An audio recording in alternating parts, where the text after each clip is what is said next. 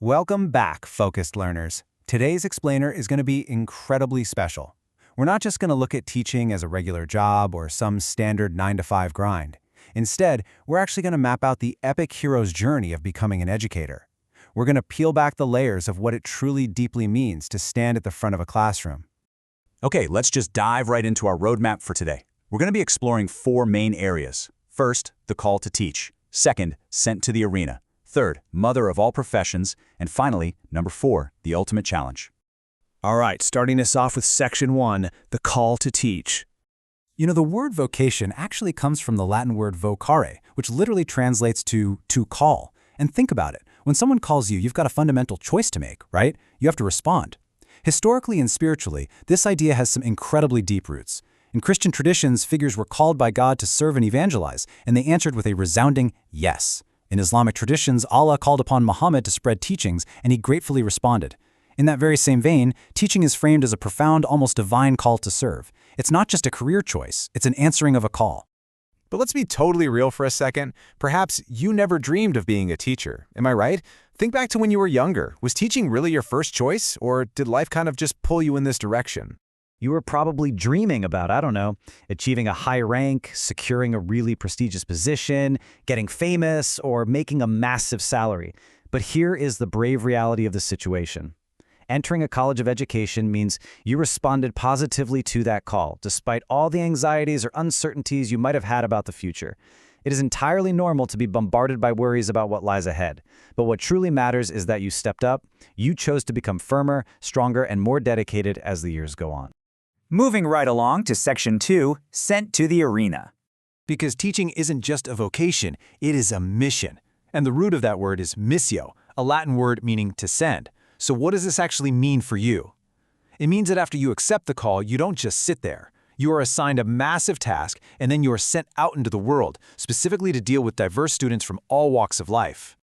I absolutely love the evocative language used in our source material here. It points out that you aren't just sent to a classroom.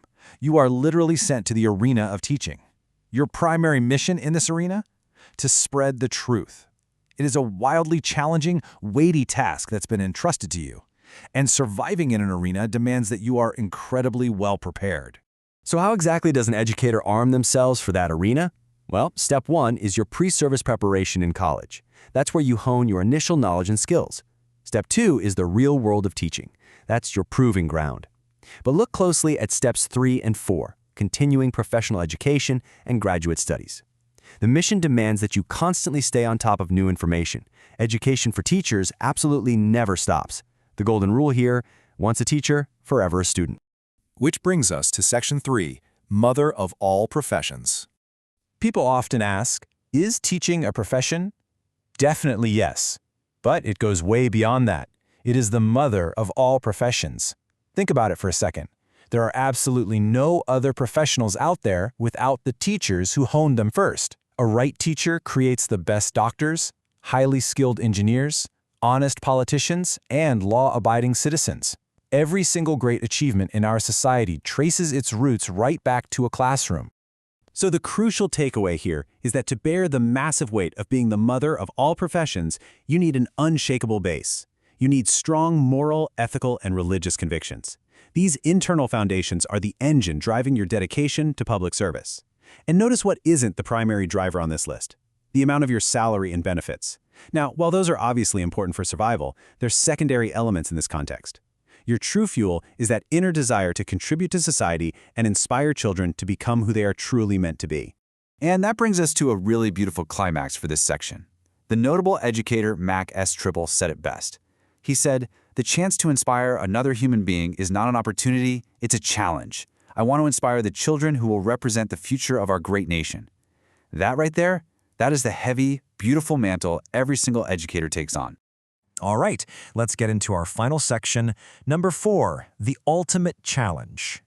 Because theory is one thing, but the real world is another beast entirely. Let's do a quick, rapid-fire situational role-play to test your real-world resolve. Imagine this scenario straight from our source text. You get assigned to teach in a remote, far-flung area in Mindanao. There is zero electricity, there's no running water, the roads aren't even paved, And to top it off, you are situated dangerously close to a war zone between government troops and rebel groups. So ask yourself honestly right now, would your sense of vocation hold up against those extreme geographical and physical hardships? Would you actually accept the offer to teach there? Let's look at another really harsh reality. Teachers in some provinces receive a minimum salary of only 5,000 to 8,000 pesos. Now, I want you to imagine you are the primary breadwinner for your entire family. Does your inner desire to serve outweigh your basic financial survival? Can you sustain this mission when the monetary reward is, quite frankly, agonizingly low? And finally, what about professional failure? Let's say you graduate, you're ready to go, but then you fail the licensure examination for teachers. The door just shuts on you temporarily. How would you handle this? Do you throw in the towel completely, or do you remember that forever a student mindset we talked about? How would you continuously upgrade your knowledge and your skills while you're waiting to take the next exam? Look, these scenarios aren't here to discourage you, they are here to temper you. Because at the end of the day, teachers are leaders. True educators lead their students through the darkness of their own challenges, guiding them to discover their capacities and ultimately define their lives. Overcoming these massive hurdles is the ultimate proof that teaching is a profound, incredibly vital act of public service. Which leaves us with this final, incredibly powerful thought straight from the text to chew on today. If you take teaching as a public service, prioritizing it more than the salary and benefits you receive, is there any way that you will ever quit? I want you to think about your own calling, your own arena, and your own mission. Keep learning, keep reflecting on that, and I will see you in the next explainer.